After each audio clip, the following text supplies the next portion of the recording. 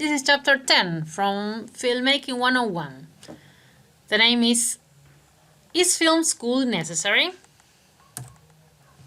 The book starts talking about the demand for a film school, and it explains that until the 1960s you learned the craft, your skills, on the job, moving up through ranks. You started at the very bottom of the ladder and started to move up through different job roles, and that Alfred Hitchcock and Howard Hawks are two examples of this type of filmmakers. There are so many other examples of filmmakers that learned the craft on the job.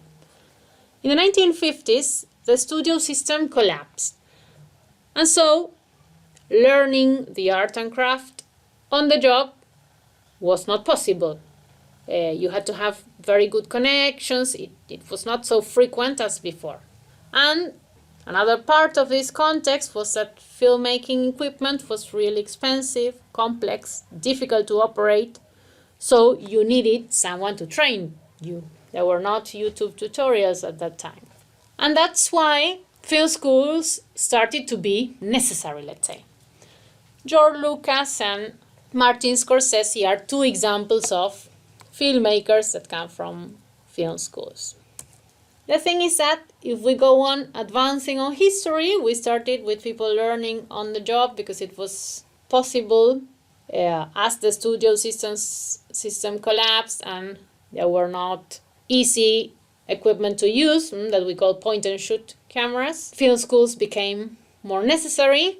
But we're in another moment that is about digital revolution, where equipment is affordable, easy to use, compact, and there is so much material to learn on your own around. So the question is film school necessary right now?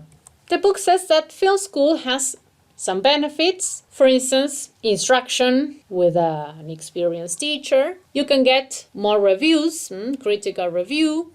Your work will be judged not only by family and friends, but by instructors and by colleagues. And it's a very good way to make contacts. Your classmates and your teachers will eventually be part of your crew and cast. That's all about chapter 10. That is a very short chapter about is film school necessary.